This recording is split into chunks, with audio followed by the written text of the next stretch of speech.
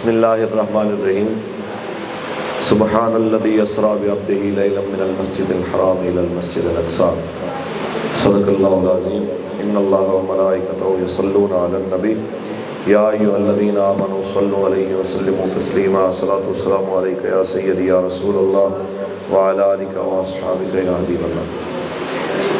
مدرسہ نظام الملک کے تمام ذمہ داران، ہماری بیٹیاں، بہنیں اور ہمارے بھائی جن لوگوں نے آج کی تقریب کا اہتمام کیا، مجھ سے پہلے مجھ سے بہتر لوگ بہت اچھی اچھی باتیں آپ کے سامنے کر چکے۔ میں چند منٹ آپ کے سامنے دو چار باتیں عرض کر کے اجازت چاہوں گا۔ میری بیٹیاں بھی بیٹھی ہیں، میری بہنیں، میرے بھائی بزرگ بھی میرے سامنے ہیں۔ ایک سوال ہوتا ہے کہ ہم یہاں پہ ہیں، فلسطین بہت دور ہے، ہم کیا کر سکتے ہیں؟ بات اتنی ہے کہ ہم زیادہ نہیں تو کم از کم اپنے حصے کا کام ضرور کر سکتے ہیں۔ ہمارے حصے کا کام کیا ہے کہ ہم اپنی نسل کو غیرت دینی دے کے، غیرت ایمانی کا درس دے کے روانہ کریں کہ کم از کم ہمارا بچہ غیرت مند ہو، ان کے خواب دینی ہو، ان کے خواب اسلامی ہو۔ کہ مصر کے اندر جس وقت ایک بہت بڑے آرٹسٹ نے، ایک بہت بڑے فرنیچر بنانے والے معمار نے ایک خوبصورت ممبر بنایا اور اس کی خوبصورتی کے چرچے ہر طرف ہوئے، جو بھی آیا کہتا یار ممبر بنایا، کیا کمال بنایا۔ بادشاہ تک بھی بات پہنچی تو اس نے اپنے بندوں کو بھیجا کہ پھر وہ ہمارے محل کی زینت ہونا چاہیے۔ تو وہاں پہ پہنچے، جس نے اس کی قیمت لگائی، اس نے کہا میں نے بیچنے کے لیے نہیں بنایا، یہ بیچنا نہیں ہے۔ اب خیر بات ہوتی رہی، کس لیے بنایا جی؟ کہتے جی یہ اس لیے بنایا ہے کہ اللہ جب فلسطین کو آزادی عطا کرے گا، بیت المقدس پہ مسلمانوں کا قبضہ ہوگا، تو میں اس ممبر کو مسجد اقصیٰ کے اندر رکھوں گا اور اس کے اوپر خطیب کھڑا ہو کے رسول اللہ کا خطبہ پڑھے گا۔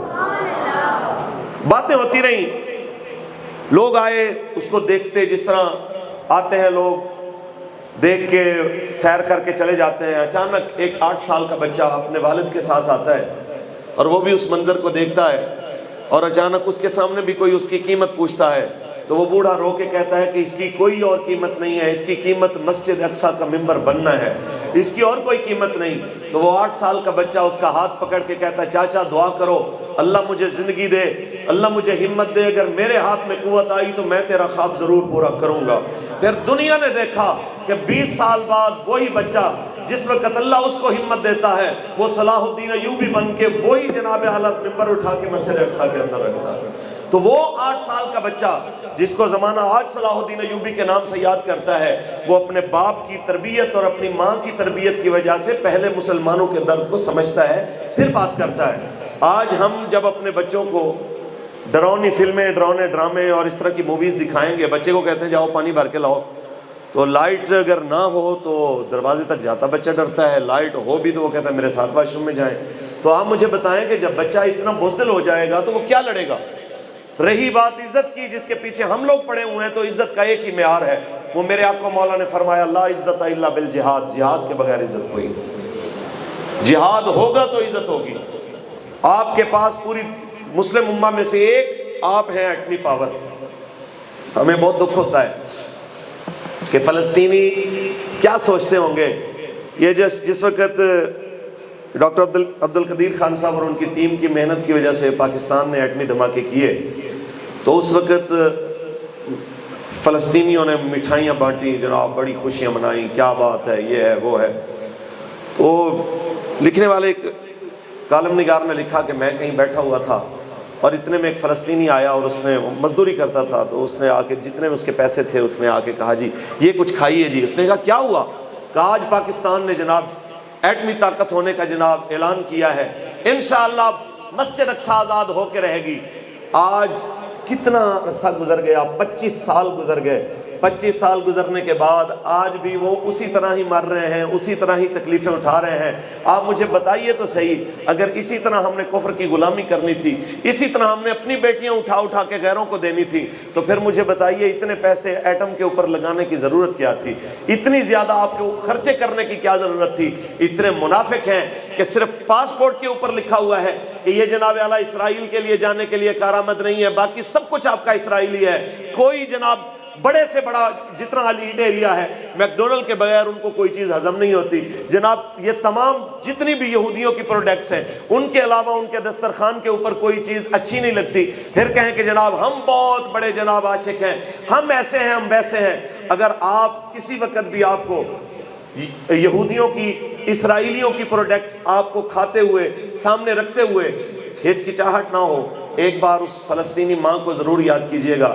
جب عید کے دن آپ میسج بھیج رہے ہوتے ہیں، ماں جی عید مبارک، بھائی جی عید مبارک، ایک دوسرے کے گلے مل رہے ہوتے ہیں، اس وقت فلسطین کے قبرستانوں میں ان کی مائیں اپنے بیٹوں کی قبر کے اوپر لیٹ کے اس کو کہتی ہیں تمہاری ماں تم سے عید ملنے کے لیے آئی ہے، تمہاری بہن تم سے عید ملنے کے لیے آئی ہے، تمہارا بھائی تم سے عید ملنے کے لیے آیا ہے۔ ہمارا سوال صرف اتنا ہے، عالمی میڈیا تو ہے ہی منافق، اس کی ہم کیا بات کریں؟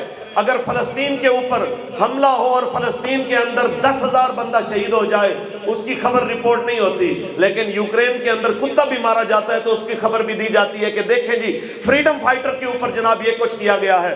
آج یوکرین کو فریڈم فائٹر کے نام کے اوپر ان لوگوں کو امداد دینے پہ آزادی ہے، لیکن فلسطین کے بچوں کو دوائی دینے کے لیے بھی اجازت نہیں ہے۔ ان کے لیے ترکی سے امداد آتی ہے تو جہاز تک کو ڈبو دیا جاتا ہے۔ پھر ہم کہیں کہ ہمارا میڈیا، یہ کیسا میڈیا ہے؟ یہ ایسا میڈیا ہے، فلسطین کی بیٹی کی آپ بعد میں بات کریں گے، یہ تو سرگودا کی بیٹی جج کی بیوی کے ہاتھوں ادموئی ہو کے جس وقت آتی ہے ہسپتال کے اندر تو اس کی خبر چلانے کے لیے راضی نہیں ہوتا۔ یہاں پہ ہماری عدلیہ، ہمارے ادارے، ہمارے اقتدار والے یہ تو اتنے بے غیرت ہیں کہ یہاں پہ مسجد، فیصل مسجد کے سامنے کلفیاں بیچنے والا اگر آتا ہے اس کو تو کہتے ہیں 3 ماہ کی قید، 5 لاکھ روپے جرمانہ۔ تمہیں شرم نہیں آئی؟ روڈ کے اوپر کھڑے ہو، روڈ کے اوپر کھڑے ہو کہ بیٹوں کے لیے روزی کمانے والے کو تو سزا ہو، لیکن بیٹیوں کی عزتیں لوٹ کے 6,000 گندی ویڈیو بنانے والے کو پروٹوکول دیا جائے۔ ان سے آپ امیدیں رکھتے ہیں کہ یہ لوگ آپ کو بچا کے دیں گے جناب ان کی عزتیں۔ سانحہ ہے 9 مئی کے اوپر تو جناب عالم مگرمچھ کے آنسو بہا کے جے جے کار ہو رہی ہو، ادھر سے آ رہا ہے روزانہ وفد، جی ہم مذمت کیجئے، شہداء کی توہین ہوئی ہے۔ میں خدا کی قسم کھا کے کہتا ہوں، پاکستان کی جب سے بنا ہے تب سے لے کے آج تک کے پیروں، فقیروں، مولویوں، تمام فوجیوں اور تمام ججوں، وکیلوں کی وردیاں ایک طرف رکھ دی جائیں، کسی مسلمان بیٹی کے آنچل کی قیمت کے برابر ان کی کوئی حیثیت نہیں ہوتی۔ آپ مجھے بتائیے تو صحیح، سانحہ 9 مئی کا دکھ ہے تو بہاولپور کی یونیورسٹی کے اندر ہزاروں بیٹیوں کی جو عصمت لوٹی ہے اس کا کوئی دکھ نہیں ہے۔ یہ کیا بات ہے؟ جن کو اپنے ملک کی بیٹیوں کا دکھ نہیں ہے ان کو عافیہ صدیقی کا کیا دکھ ہے؟ بس اتنا یاد رکھیے گا، انشاءاللہ وقت آنے والا ہے، حضور کا دین تخت پہ ہوگا تو یہ سارے مسائل حل ہوں گے۔ بس اتنی سی بات ہے۔ عافیہ صدیقی آپ کی والدہ مرحومہ، آپ نے جس وقت قبلہ بابا جی امیر المجاہدین علامہ خادم حسین رضوی رحمۃ اللہ علیہ سے بات کی تو کہنے لگی کہ عافیہ سے جب آخری بار بات ہوئی تھی تو اس نے کہا تھا کہ میں بہت تھک گئی ہوں، میں بہت پریشان ہوں، اور جب میری پریشانی اور لاچارگی، بیچارگی آخری حد کو پہنچی تو ایک رات رسول اللہ تشریف لے کے آئے۔ جب رسول اللہ تشریف لائے تو مجھے دیکھ کے حضور رو پڑے، اور میں نے کہا یا رسول اللہ میری آزمائش کب ختم ہوگی؟ تو کہتے ہیں میرے اس سوال کے اوپر آقا و مولا کی آنکھوں میں آنسو آ گئے، اور میرے آقا نے فرمایا عافیہ یہ تمہارا امتحان نہیں، یہ تو میری امت کا امتحان ہے کہ وہ تمہیں کب یہاں سے لے کے جاتی ہے۔ اب یہ ہماری اور آپ کی ذمہ داری ہے کہ ہم اپنی بیٹی کے لیے کیا کر رہے ہیں، اس کے لیے کیا آواز بلند کر رہے ہیں۔